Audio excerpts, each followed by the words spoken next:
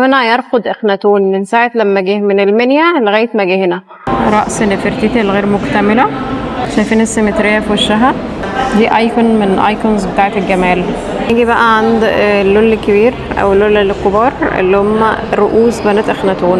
بصوا الرؤوس بقى شكلها عامل ازاي، شايفين الراس، شايفين رؤوس بنات اخناتون، شايفينهم صح؟ دي مش المرة الوحيدة اللي لقينا رؤوس بالشكل ده، المرة الوحيدة في مصر انما مش المرة الوحيدة في العالم.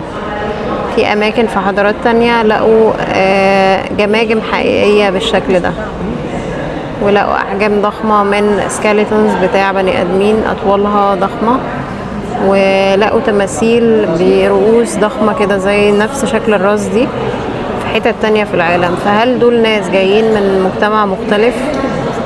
هل ده نوع من البشر مختلف، ولا هل ده بس مدرسة فنية واتكررت في البلاد التانية؟ ما عنديش إجابة على السؤال ده. أما الحضارة التانية اللي لقينا فيها رؤوس بنفس الحجم تقريبا كانت في بيرو.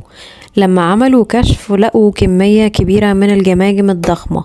في الأول كانوا فاكرين إن دي اتعمل لها عمليات إعادة تشكيل للأطفال وهم صغيرين، زي في بلاد في افريقيا بتعمل نفس القصة دي عشان يغيروا شكل الجمجمة، وفي ناس بتعمل كده في الرقبة وفي الودان عشان بيظنوا ان ده من علامات الجمال.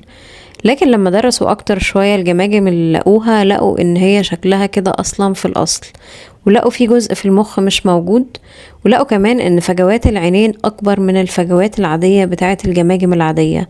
فقالوا ان ده جنس مختلف شوية.